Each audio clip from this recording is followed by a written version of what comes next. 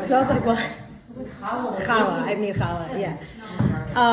Okay, so this is Lamed Beis. It's the heart of it. It's interesting because when you would ask somebody like what Tanya is about, like if somebody's like, okay, I'm learning Tanya, right? Like, so you tell people I'm learning Tanya, they're like, what's it about? What do you say? What do you say?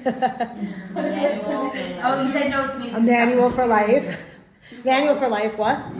Two souls, right? Learning to be a Benoni. Learning to be a Benoni, right? And it's almost like, it very much feels like my relationship between, like, if you were divided, let's say, mitzvahs into two categories, like, Ben Adam L'Makom. It's like about me and Hashem, like things that, like, I have conversations with Hashem, how to me be a better person, not necessarily how to interact with other people, because we, even like I always say, like, we recognize that klipas we have to remove from ourselves, but really it feels like it's a book between me and God, right? But then if you look at this chapter 32, it's all about Avos Yisrael, which is obviously something that I was saying, like I was talking to Sarah last night, how like in the beginning, before everything happened in Eretz Yisrael, these classes were very like, okay, let's like, we're full of Ne'amaka, it's like, let's learn a little bit.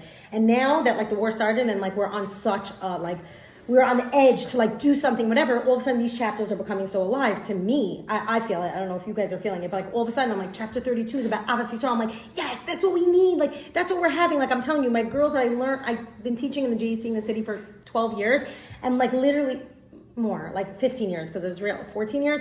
And like girls who moved on in life, got married, live in Westchester, live in, you know, like nice Jewish communities, have been reaching out to me and I'm like, what?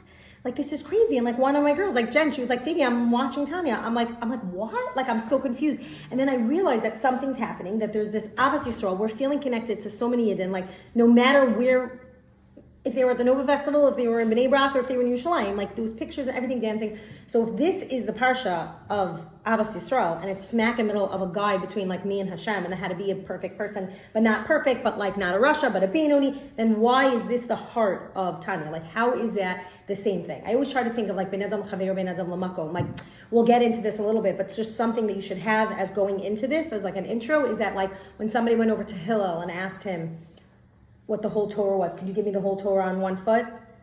Sakazar Meir, let's go. She's nodding. Yes. What happened? No. What happened when they asked Hillel? Like, Ben Adam L'Chaver, right? Don't do what you wouldn't do to yourself unto others, right? Like, so Ochai is coming, so she's good. She always knows the quote. But the thing is that if that's what it's all about, then how is it? Where'd you go to school? Manhattan. Okay. I just gave you a shout out. I was like, we were waiting for like a pasuk, and I was like, where are you? I actually did carpool this morning. You think I would be on time? Oh, yeah, carpool disaster. I know. Okay, either I come like an hour early or an hour late. Never come like on the right time. Like if it's 11:30, I'm either showing up at 11 to be the first one, or 12 o'clock, and I'll be the last one there.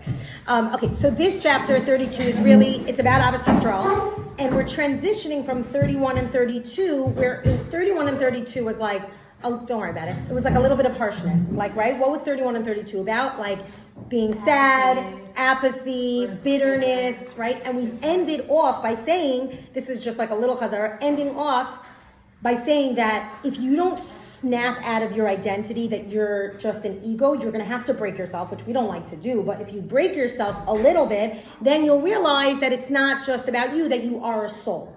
Do you remember that? We ended off with this identity shift that like, we're saying that if we implement everything that we learned in 31, there are chairs here. Sorry, everything that we learned in 31 up until this point, we explained that you can be sad. Sadness doesn't get you anywhere. Where does depression get you? Depression gets you nowhere. So we have to do, what do we say?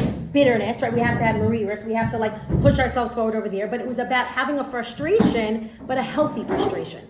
Like, and I felt it so much this week. Like every time everyone was like, because news is coming out, more and more stuff are coming out, and everyone's like, oh my God, I'm so sad. I can't do anything. No, what we said last week is that you have to break yourself. You have to feel sad. You have to feel bitter, but you have to go do something with that. So the difference between sadness and depression is really about changing your identity, changing who you are, and recognizing that maybe I'm not a tzaddik, right? I'm definitely, I hope I'm not a Rasha, but if I identify with my animal desires and my goals and my ego, then of course I'm going to be sad. Because then it's like, oh my gosh, look what they did to the babies. Look what they did to this. Look what they're doing to the children. But if I identify as a soul, and I think somebody asked this last week at the end of class, like our souls should feel the souls that are in captivity. Our souls should feel the souls of the soldiers. So how did we do that? We explained that if you identify as a soul, right, you shift it, even though it's not your default consciousness, because my default consciousness would be like, No, really, I'm very physical. I need food. I'm hangry, right? But if I identify chiefly as a soul, even though it's not what I want to be, in a certain way, I push my animal soul to the side and I say, you're there, you're important, but you're secondary. So then I can go from being sad to being bitter and to be doing something. Oh, welcome. Hi. Okay. So basically we ended off, this is all recap now that everybody's like settled in, is embrace your godly soul, be frustrated with who? Your animal soul, right? And that is what's going to get you to switch your identity. Okay? So it's like, I'm not an animal soul. I have one, but I deal with it. How do I do it? Okay, so now I see myself as a soul. Now and actually this is like one of my favorite lines, is that we're not human beings, and this Shays Taub says, we're not human beings having a spiritual experience, we're spiritual beings having a human experience. I feel like I need to make that a quote of the day. Like that really is it. This is what? Yeah, we are not human beings having a spiritual experience, we're spiritual beings having a human experience. And if you just get that out of class today, you're good. Like you could go home, go pick up carpool because the school is basically over already, right? That idea is how I view myself, and I'm not viewing myself as something just, because if I would just view myself as a body, then I have a lot of drives and I have a lot of, personalities that I need to deal with. But if I should love myself, I want to be frustrated with my animal soul, but I want to realize that it's not who I am. What I'm here to do is to do something much more spiritual. So through the implantation, now I feel bad. Over here, okay. Oh. Camera, okay. Forgot about this. Not that we know if this is going anywhere, but okay. So what chapter 32 tries to get us to work through is these words of how I'm going to love every single Jew. So it's coming off of a chapter where I now switch my identity. So like if you have a grocery list and a shopping list, you cross it off. You're like, change identity. Boom, done. I did it. Okay, now I'm a soul. What does that have to do with loving every single Jew? So this identity shift of saying that I'm not a body, but I am a soul, takes us right into loving every single Jew.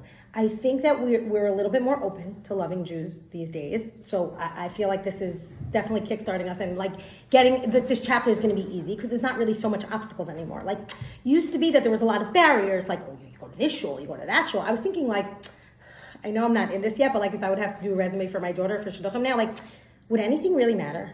Like, you know what I mean? Like, it used to be like, oh my gosh, you have to go to seminary. Kid was a war in Israel, so now everyone's going to seminary, so it's fine. So she could get married without going to this seminary? Like, do you know what I mean? Like, all of a sudden, with everything that's happening in the world, that regular things that we thought were regular and tied down to this world is loosening up. So it really is making way for Ahavas Yisrael.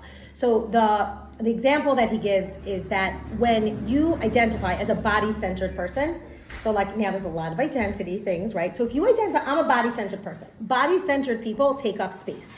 We need food, we need resources, we need drink, right? We need money, we need bread, right? We need to have stuff, right? We need clothing. The thing is that we're trained, and this is because this is how it is in physics, in the physical world, that there's a scarcity. There's just not enough stuff, right? Like natural resources, when it comes to it, right? It's like survival of the fittest, right? Like you're going to survive if you live, like the gold rush, right? Like, why is everybody running to the gold rush? Because there's not so much gold in this world, so I'm going to go get it. Now, I think about this all the time in the morning when I wake up. I went to sleep last night knowing that there's not really enough milk for 4 coffees. But if I'm down in the kitchen first, and usually I'm down in the kitchen first, let's be honest, I could get that coffee and I will get the latte because I'll get all the milk. I have this thing, like growing up, my mother used to buy like tons of milk. So I'm like, no, who needs 5 milks at a time? But then I remember that all my kids take these huge iced coffees, so I need more.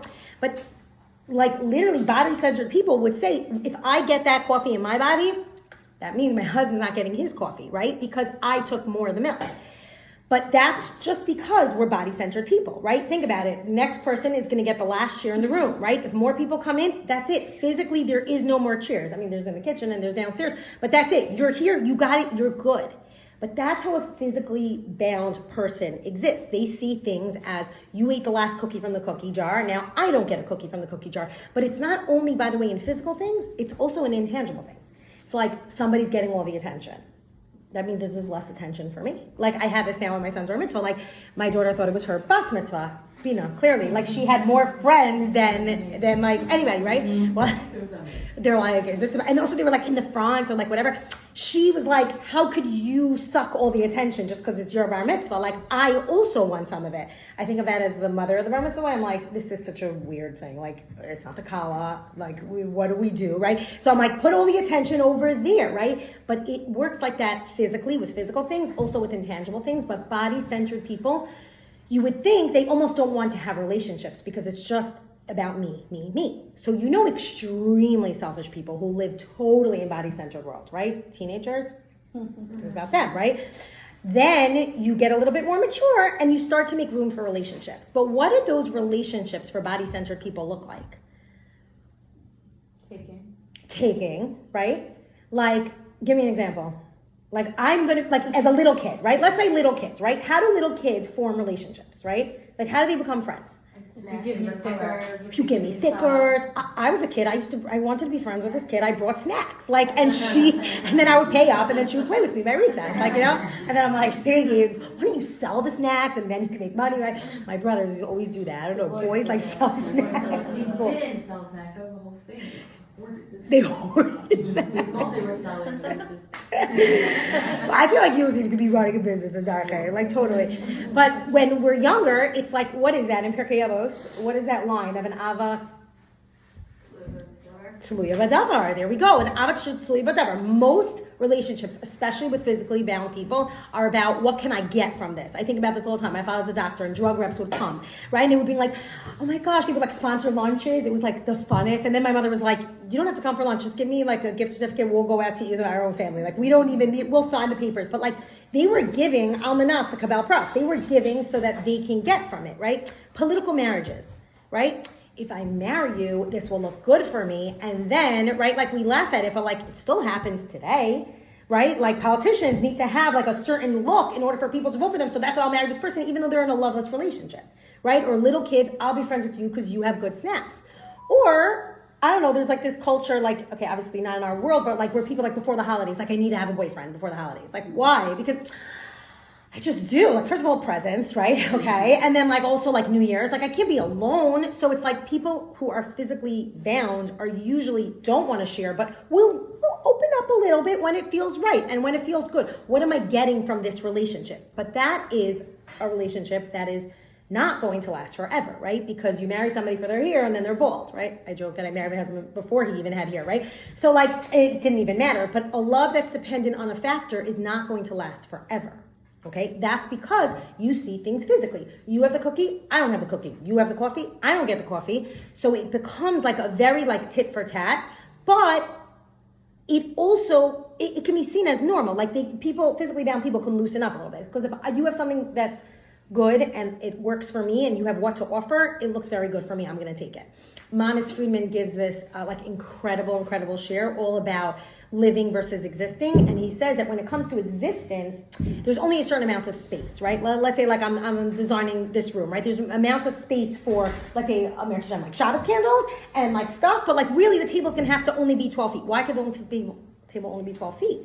In a physical room with these dimensions of this room, only this fits here. But really, if there wasn't anything physical, we could fit, like think about the Beis HaMikdash. They say that everyone is going to be able to fit in the Beis HaMikdash. What does that mean? How could the whole of Klal Yisrael, like last week I was saying, okay, we don't have enough chairs, we don't have enough space, we're going to grow out of it because physically there's not enough